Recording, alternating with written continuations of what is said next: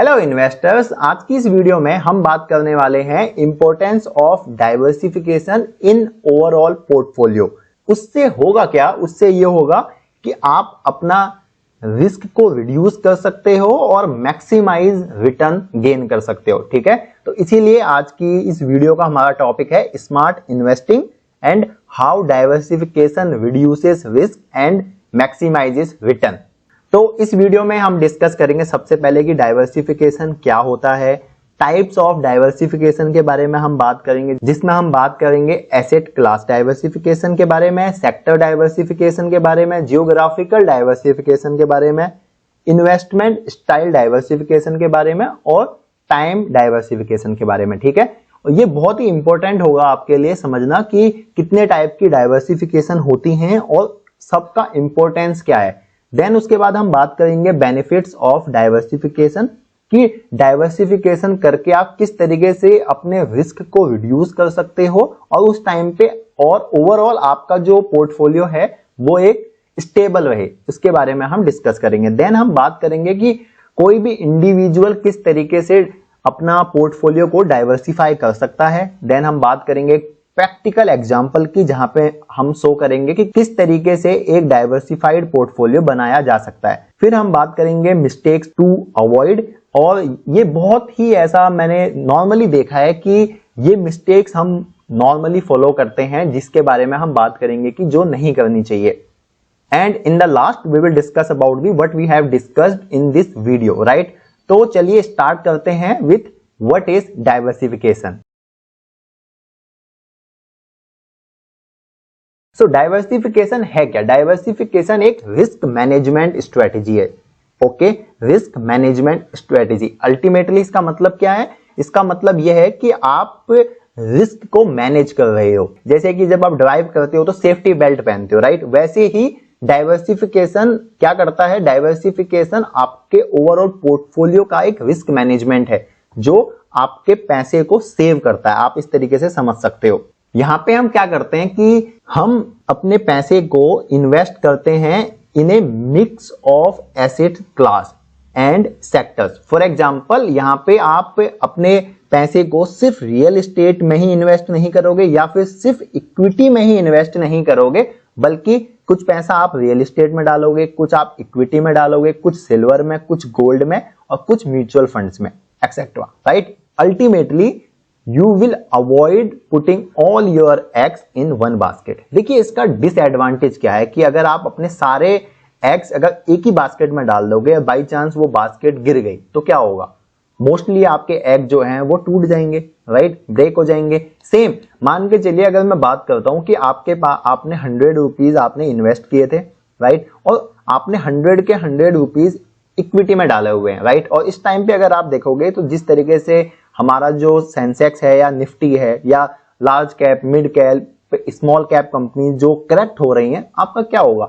आपका जितना भी पैसा आपने इन्वेस्ट किया होगा सब पे एक हैवीली इंपैक्ट होगा, राइट।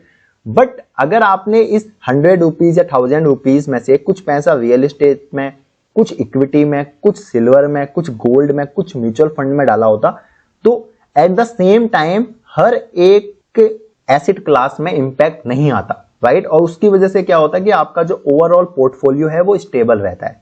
सो दैट्स व्हाई हमें क्या करना चाहिए? डाइवर्सिफिकेशन करना चाहिए, राइट। तो इसकी इंपॉर्टेंस क्या है इसके बारे में हमने बात कर लिया कि this insure that losses in one area are offset by gains in other. मतलब अगर एक किसी इंडिविजुअल एरिया में अगर लॉस होता है तो अगर आपने डाइवर्सिफिकेशन किया हुआ तो अदर एरिया उसको प्रिवेंट कर लेता है, राइट, और ओवरऑल पोर्टफोलियो हमारा स्टेबल रहता है। That is the meaning of diversification and that is the importance of diversification, right. इस वीडियो में मैं आपको टाइम स्टैम्प्स दे दूंगा, तो अगर मान के चलिए आपको जो चीज पता है और आप चाहते हो कि मैं सिर्फ इंपॉर्टेंट चीज ही देखना चाहता हूं, तो आप वो भी कर सकते हो। बट मेरा ये एडवाइस रहेगा कि आपको ये वीडियो कंप्लीट देखनी चाहिए। नेक्स्ट, अब हम बात करते हैं टाइप्स ऑफ डाइवर्सिफिकेशन। देखिए डाइवर्सिफिकेशन किस किस टाइप की होती है। तो सबसे पहले एसेट क्लास डाइवर्सिफिकेशन, मतलब क्या है कि आप अपने पैसे को अलग अलग डिफरेंट एसेट्स में इन्वेस्ट कर रहे हो। फॉर एग्जांपल इक्विटी में इन्वेस्ट कर रहे हो, बॉन्ड में इन्वेस्ट कर रहे हो, रियल एस्टेट में इन्वेस्ट कर रहे हो, गोल्ड में इन्वेस्ट कर रहे हो, या कुछ पैसा आपने कैश रखा हुआ है, for example emergency fund, right. तो ये हो गया एसेट क्लास डाइवर्सिफिकेशन। सिंपली अगर आप अपना सारा पैसा सिर्फ इक्विटी में ही डाल दोगे तो दैट इज नॉट एडवाइजेबल, ठीक है। तो ये एक चीज है। अच्छा, अगर हम इसका एग्जांपल देखें तो simply if the stock market declines your bond investment में रिमेन स्टेबल और even increase, so what will happen, simply आपका जो ओवरऑल पोर्टफोलियो होगा वो स्टेबल रहने वाला है, राइट। सेम अगर हम देखें तो यहाँ पे सेक्टर डाइवर्सिफिकेशन भी होता है। सेक्टर डाइवर्सिफिकेशन का मतलब ये है कि आप अपने पैसे को सिर्फ आईटी में ही इन्वेस्ट नहीं कर रहे हो, या सिर्फ फार्मा में ही इन्वेस्ट नहीं कर रहे हो, या सिर्फ डिफेंस में ही इन्वेस्ट नहीं कर रहे हो, बट आपने हर जगह अपने पैसे को डाला हुआ है। कुछ पैसा आपने आईटी स्टॉक्स में डाला हुआ है, कुछ आपने फार्मा में डाला हुआ है, कुछ आपने एफएमसीजी में डाला हुआ है, कुछ आपने डिफेंस में डाला हुआ है, लाइक दैट। तो उससे होगा क्या, उससे भी मान के चलिए कभी कभी ऐसा होता है कि आपके आईटी के जो स्टॉक्स हैं वो परफॉर्म नहीं कर रहे, तो उस टाइम पे आपके फार्मा या एफएमसीजी के स्टॉक्स परफॉर्म कर सकते हैं, vice versa also too, right. Then geographical diversification, what is the meaning of this, it means that you are investing your money in different countries, okay. What is the advantage of this, see अगर आप देखिए अभी क्या हो रहा है कि FFI selling कर रहे हैं, राइट। एफएफआई बहुत ही हैवली सेलिंग कर रहे हैं इंडिया में, बिकॉज उनको लगता है कि जो इंडिया का अभी मार्केट है उसका वैल्यूएशन ओवर वैल्यूड है, राइट। तो होगा क्या कि वो यहां से निकल के कुछ पैसा वो चाइना में डाल रहे हैं, कुछ पैसा वो जापान में डाल रहे हैं, ठीक है, कुछ पैसा वो यूएस में डाल रहे हैं, और कुछ उन्होंने कैश रखा हुआ है। तो होता क्या अल्टीमेटली, बट ऐसा नहीं है कि उन्होंने सारा ही पैसा इंडिया की मार्केट से निकाल लिया। अल्टीमेटली कहने का मतलब यह है कि यहाँ पे geographical diversification is playing an important role. उससे ये होगा कि मान के चलिए अगर किसी एक पर्टिकुलर कंट्री में वॉर जैसी सिचुएशन हो जाती है, तो उस टाइम पे क्या होगा, आपका जो मार्केट है वो क्रैश हो जाएगा, जो इन्वेस्टर्स है वो वहां से निकलने लगेंगे। बट आपने अपना पैसा सिर्फ उसी कंट्री में नहीं और भी कंट्री में इन्वेस्ट किया हुआ है, तो क्या होगा कि आपको एक जियोग्राफिकल डाइवर्सिफिकेशन का एडवांटेज मिलेगा, ठीक है। उसके बहुत सारे तरीके हैं इन्वेस्ट करने के, आप म्यूचुअल फंड्स के थ्रू कर सकते हो, ईटीएफ के थ्रू कर सकते हो, बॉन्ड के थ्रू कर सकते हो, that we will discuss in our upcoming slides. Then investment style diversification, इसका मतलब यह है कि आप सिर्फ एक ही टाइप की स्टॉक्स में इन्वेस्ट मत कीजिए। मैं देखता हूं बहुत सारे लोग सिर्फ डिविडेंड पेइंग स्टॉक्स में इन्वेस्ट करते हैं, राइट। नहीं, आपको क्या करना चाहिए, आपके पास कंबाइन स्टॉक होने चाहिए। कुछ स्टॉक होने चाहिए जो ग्रोथ स्टॉक्स हैं, कुछ होने चाहिए जो वैल्यू स्टॉक्स हैं, कुछ होने चाहिए जो डिविडेंड पेइंग स्टॉक्स हैं, राइट। फॉर एग्जांपल अगर मैं कोल इंडिया के बारे में बात करूं, उसको हम डिविडेंड पेइंग स्टॉक्स भी कहते हैं। अगर मैं तपारिया हैंड टूल्स के बारे में बात करूं, that is the growth stocks, right. अगर मैं बात करूं यहाँ पे टीसीएस की, टाटा कंसल्टेंसी की, तो वैल्यू स्टॉक्स है। तो आपको क्या करना चाहिए, आपको प्रॉपर अपने पैसे को कंबाइन इन्वेस्ट करना चाहिए। सिर्फ आपको ग्रोथ में ही नहीं करना है, आपको वैल्यू में भी कुछ पैसा डालना है और कुछ आपको डिविडेंड पेइंग स्टॉक्स में भी डालना है। इसका अगर हम एक एग्जांपल देखें तो जो आपके ग्रोथ स्टॉक्स हैं that will provide you the capital appreciation, right, और जो आपके डिविडेंड स्टॉक्स है वो आपको एक रेगुलर इनकम इंश्योर करते हैं। तो that is the advantage of investment style diversification. Now अगर आप नेक्स्ट देखो तो that is time diversification. What is the meaning of it? देखिए, आप कभी भी मार्केट को टाइम नहीं कर सकते। आप अगर ये सोच रहे हो कि जब मार्केट बॉटम बनाएगा तब मैं इन्वेस्ट करूंगा, तो आप मोस्ट प्रोबेबली आपको पता ही नहीं, कोई भी पता नहीं लगा सकता कि मार्केट का बॉटम कब बनेगा, राइट। तो इसलिए हमें कभी भी मार्केट को टाइम नहीं करना चाहिए। Instant what we could do, we can invest like SIP. अगर आप सिस्टमैटिक इन्वेस्टमेंट प्लान के थ्रू इन्वेस्ट करते हो तो उससे क्या होगा, उससे ये होगा कि you will reduce the risk of the timing the market, right. मान के चलिए आपको पता ही नहीं है, ये आप कह रहे हो कि मार्केट गिरेगा तब मैं इन्वेस्ट करूंगा, बट मार्केट सिर्फ उठता जा रहा है। या आप ये कह रहे हो कि मार्केट अभी गिर रहा है, मैं इन्वेस्ट करता जाता हूं तो मार्केट और गिर गया। तो आपको क्या करना चाहिए, आपको एक एसआईपी करनी चाहिए, ठीक है। एसआईपी के थ्रू आपको इन्वेस्टमेंट करनी चाहिए। उससे क्या होगा कि मान के चलिए मार्केट पहले ऊपर गया, फिर नीचे आया, फिर ऊपर गया, फिर नीचे आया, फिर ऊपर गया, फिर नीचे आया, तो आपका जो पैसा है वो हर एक पॉइंट पे इन्वेस्ट हो रहा है। और ओवरऑल आपका जो वेल्थ है वो ज्यादा क्रिएट होगी। या फिर एक ये एग्जांपल आप कंसीडर कीजिए कि आपका पैसा जो मार्केट है वो सिर्फ ऊपर ही जा रहा है। तो इस केस में क्या होगा कि आप मान के चलिए आप यहां पे भी एसआईपी कर रहे हो, बट इस केस में क्या होगा कि आपका जो रिटर्न है वो इसके मुकाबले कम बनेगा, क्योंकि मार्केट का करेक्ट होना भी जरूरी है if you want to build a wealth. Okay, then हम बात करते हैं बेनिफिट्स ऑफ डाइवर्सिफिकेशन। सो पहला बेनिफिट है कि it reduce the risk, right? So minimise the impact of underperforming investment. It could be your equity, it could be gold और anything else. Then stability provide करता है overall portfolio में। अगर मान के चले कहीं पे मार्केट फ्लक्चुएट कर रहा है और कोई एक सेक्टर आपका या कोई एक एसेट क्लास आपका परफॉर्म नहीं कर रहा है, तो दूसरा जो एसेट क्लास है वो उसको बैलेंस कर देता है। दूसरा ऑप्टिमाइज रिटर्न्स। क्यों? क्योंकि यहाँ पे रिस्क रिवॉर्ड रेशियो प्ले होता है, तो इसलिए आपका जो रिटर्न होगा वो ऑप्टिमाइज रिटर्न आपको मिलेगा। फ्लेक्सिबिलिटी है क्योंकि it provides you the multiple income streams and growth opportunities. अगर मान के चलिए आप रियल एस्टेट में इन्वेस्ट करते हो तो आपको एक रेंटल इनकम मिल सकती है, ठीक है। फॉर एग्जांपल सेम आप अगर म्यूचुअल फंड में SWP के थ्रू इन्वेस्ट करते हो तो आपको एक सिस्टमैटिक विथड्रॉ प्लान के थ्रू पैसा मिलता रहता है, like that. Now what are the steps for an individual to diversify? क्या तरीके हैं जिसके थ्रू एक इंडिविजुअल डाइवर्सिफाई कर सकता है अपने पोर्टफोलियो को? तो सबसे पहले उसको अपने गोल, अपने फाइनेंशियल गोल और रिस्क एपेटाइट को समझना चाहिए, ठीक है। अपने शॉर्ट टर्म और लॉन्ग टर्म गोल को समझना चाहिए कि उसके क्या गोल हैं, और उसके बाद उसको यह समझना चाहिए कि कितना रिस्क वो ले सकता है। ये चीजें बहुत इंपॉर्टेंट है कि आपके शॉर्ट टर्म गोल क्या हैं, लॉन्ग टर्म गोल आपके क्या हैं, क्योंकि उसी के हिसाब से आप इन्वेस्ट करोगे। अगर आपको ज्यादा पैसा चाहिए तो most probably you will go with the small cap company, but if you want simply the stable return you can go with the large cap company। large cap company में आपको बहुत ज्यादा आपका wealth create नहीं होगी, ठीक है, but that will be stable as well। small cap company बहुत ज्यादा correct भी हो सकती है और आपको मल्टी बैगर रिटर्न भी दे सकती है।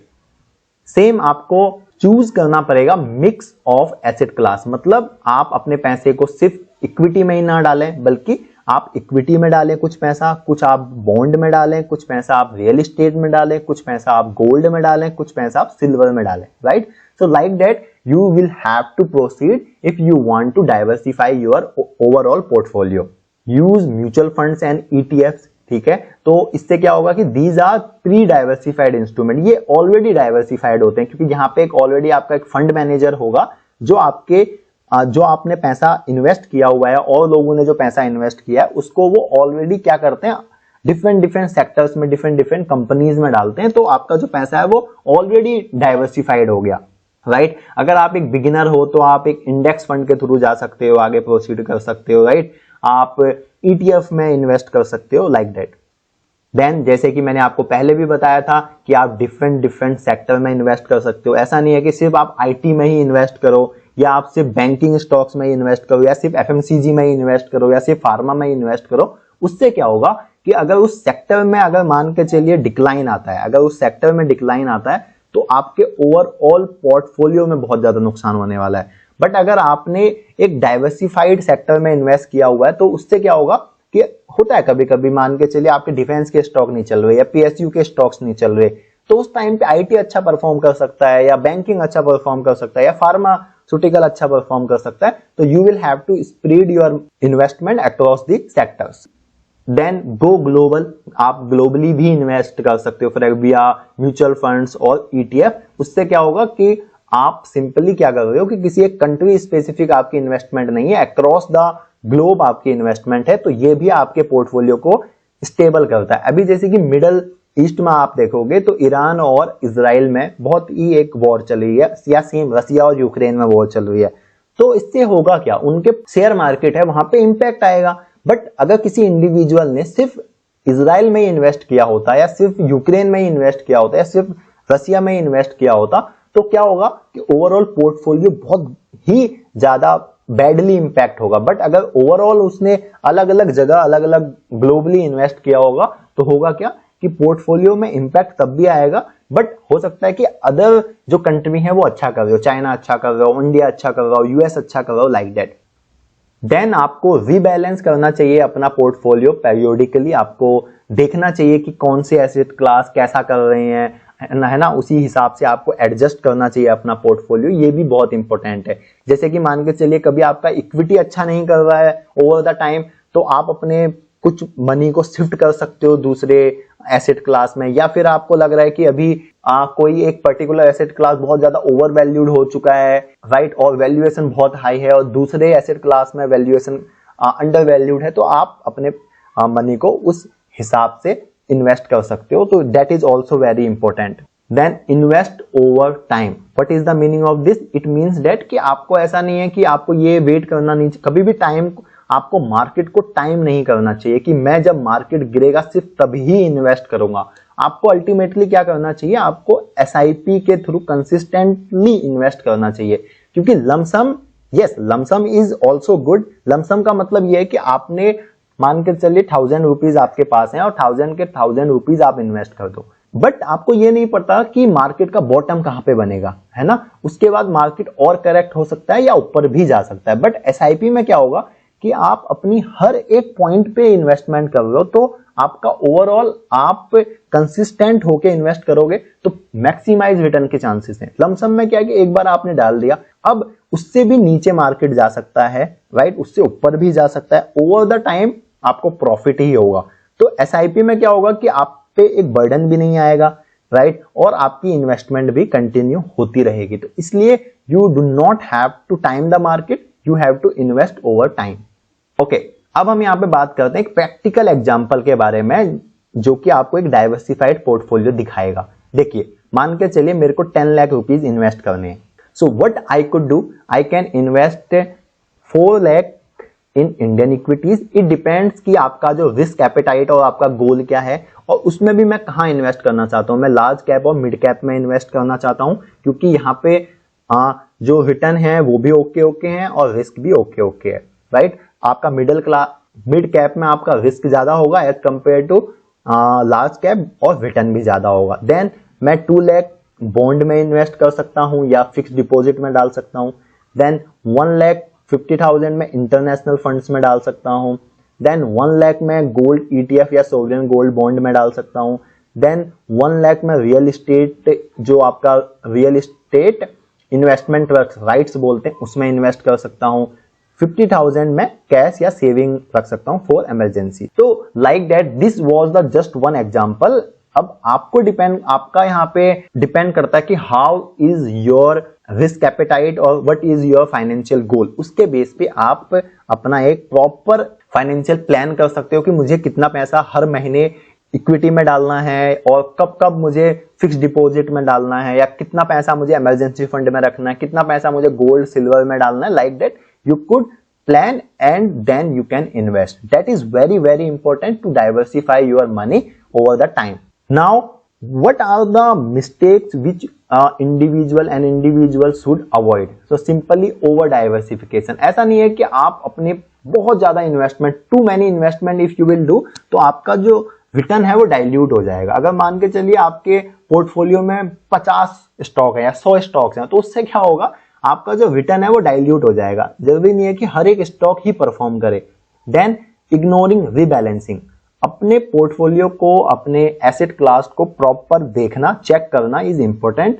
और जरूरी नहीं है कि आपने जो कोई एक म्यूचुअल फंड ले लिया या आपने कोई एक स्टॉक ले लिया, that will be 100% right, okay, and it will give you the return. Sometimes we do the mistakes as well, right? So that also we must see. Then emotional decision, हमें हमेशा अपने इमोशनल डिसीजन पे control करना चाहिए। ऐसा नहीं है कि कभी आपका मान के चलिए मार्केट अगर गिर रहा है तो आप अपने सारे पैसों को निकाल लो, राइट। तो avoid chasing trends without understanding their impact. तो that is very very important. कभी कभी ऐसा होता है कि जो टेम्पररी इम्पैक्ट, जो ट्रेंड्स होते हैं, इवेंट होते हैं, उनकी वजह से मार्केट रिएक्ट करता है, और रिटेल इन्वेस्टर उस टाइम पे अपने जो होल्डिंग है उसको सेल कर देते हैं। अब बाद में फिर वो पछताते हैं कि यार उस टाइम पे अगर सेल नहीं किया होता तो आज हमारा पोर्टफोलियो इतना गुना हो जाता, उतना गुना हो जाता। तो हमें अपने इमोशनल डिसीजंस पे कंट्रोल करना चाहिए, और हर एक चीज के पीछे की स्ट्रेटेजी समझनी चाहिए, या उस इवेंट को समझना चाहिए कि ऐसा क्या हो रहा है और इसका इंपैक्ट कब तक रहेगा, right. So in the last what we have discussed in this video, तो सबसे पहले हमने डिस्कस किया डाइवर्सिफिकेशन के बारे में कि आप की डाइवर्सिफिकेशन क्या होता है। हमने बात करी टाइप्स ऑफ द डाइवर्सिफिकेशन के बारे में, राइट, कि किस किस टाइप की डाइवर्सिफिकेशन होती है और किस किस डाइवर्सिफिकेशन का क्या मतलब है, क्या इंपॉर्टेंस है उन डाइवर्सिफिकेशन की, एक डाइवर्सिफाइड पोर्टफोलियो का बेनिफिट क्या है, किस तरीके से आप डाइवर्सिफाई कर सकते हो अगर आपको नहीं पता कि डाइवर्सिफिकेशन क्या होती है। देन एक प्रैक्टिकल एग्जांपल के थ्रू हमने देखा कि इमरजेंसी फंड भी इंपॉर्टेंट है, एफडी में पैसा भी इन्वेस्ट करना जरूरी है, कुछ पैसे आपको गोल्ड में, कुछ पैसा आपको बॉन्ड में भी डालना चाहिए, सो दैट कि you can make your overall portfolio stable. Then we discussed about the कि आपको कौन कौन से रिस्क को अवॉइड करना चाहिए। फॉर एग्जाम्पल आपको ओवर डाइवर्सिफाइड नहीं करना चाहिए पोर्टफोलियो को, आपको अपने इमोशनल इंटेलिजेंस पे काम करना चाहिए, लाइक दैट। आई होप कि आपको इस वीडियो से कुछ नया सीखने को मिला होगा। आई होप कि अगर आपने अपना पोर्टफोलियो डाइवर्सिफाई नहीं किया है तो अब आप डाइवर्सिफिकेशन की तरफ बढ़ेंगे। आप मुझे कमेंट्स करके बताइए कि whether your portfolio is diversified और नॉट। तो आज की इस वीडियो के लिए बस इतना ही, मिलते हैं नेक्स्ट वीडियो में, तब तक के लिए thanks for watching, keep learning, thank you.